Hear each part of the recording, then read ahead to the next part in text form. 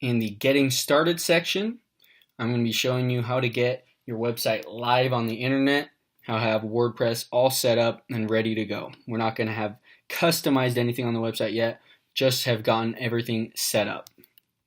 Then in the WordPress overview section, I'm pretty much going to show you all the main features of WordPress and how to use them.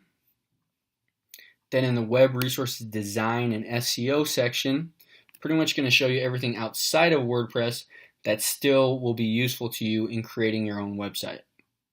The next sections will be focused more on doing and not so much on explaining concepts and such. So creating a resume and portfolio website, creating a blog, and then creating a business site. In these sections, I'm not going to be talking as much about explaining certain concepts and what certain things mean, but more so I'll just be saying, okay, now let's install this plugin, we're going to use this theme, we're going to do this.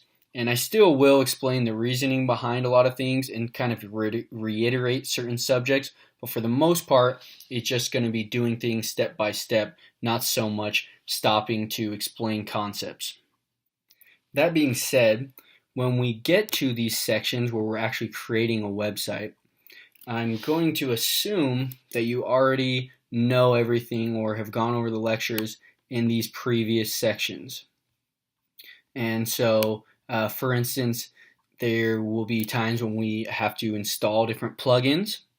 And since in the WordPress overview section, there's already a lecture about plugins, well, when we get to, this resume and portfolio site and we need to install this Easy Updates Manager plugin, for instance, I'm just going to say, let's go install this plugin. I'm not going to necessarily stop and say, this is what a plugin is, this is why it's useful.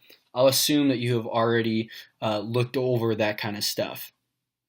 For that reason, it's probably best that you actually go through the different lectures and videos in the order that they're in.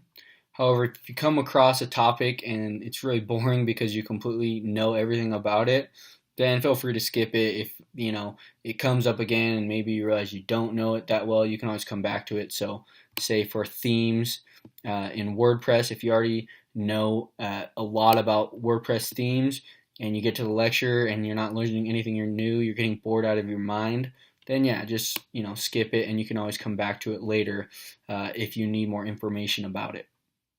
The last thing to keep in mind is that for the sections where we actually create a website, like creating a resume and portfolio, if you want to follow along, make sure you've already completed everything in the Getting Started section.